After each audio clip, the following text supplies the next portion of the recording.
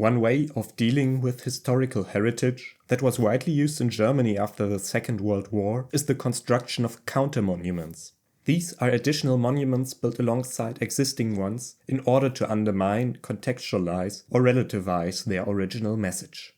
After the Second World War, many statues, monuments, and memorials, especially those built under National Socialism, remained, continuing to represent the fascist ideology of the Nazis.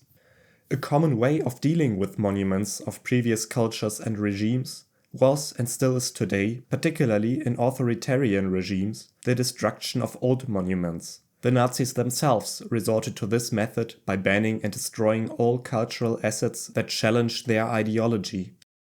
Instead of suppressing history through demolition, preserving monuments, in combination with the construction of a counter-monument, encourages critical reflection with the past.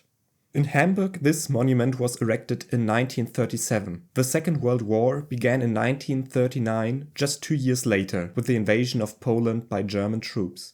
However, the monument does not just serve the claimed purpose to commemorate fallen German soldiers in the First World War, but upon closer inspection it becomes apparent that it was built to prepare the population for the coming war. The monument depicts German soldiers marching in lockstep. Their unified posture symbolizes strength and fearlessness. Their uniforms allow no individuality. Together they march toward the gate of the city's coat of arms. It thus appears as though they are returning home. Nothing indicates the death of the soldiers to whom the monument was officially dedicated.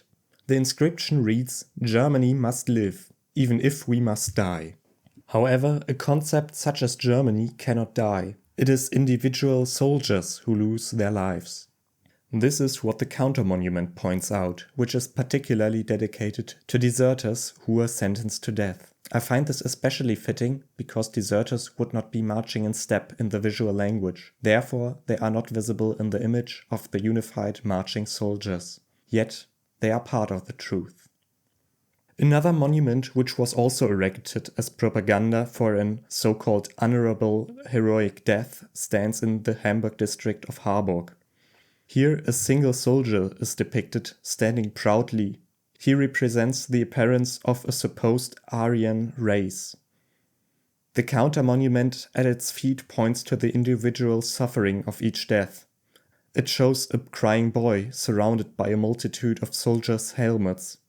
An important detail that most viewers probably overlook is that not only German but also French helmets are scattered on the ground. After the First World War, the myth of Germany as a victim played an important role in German propaganda.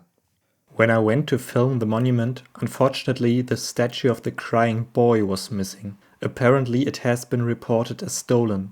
I really hope it will be found or replaced soon.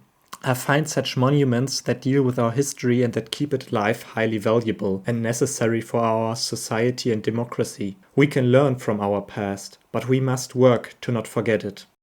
A particularly interesting monument that I recently encountered is located in the Austrian capital Vienna. With a raised flag and a golden shield, a soldier statue symbolizes the liberation of Vienna by Soviet soldiers during the Second World War. I would like to highlight the symbolism of the shield, a purely passive defense tool that already had no practical use in warfare at the time and was therefore added by the artist only metaphorically. What I find remarkable is that 80 years later the same symbolism is used by Russia to justify its war on Ukraine.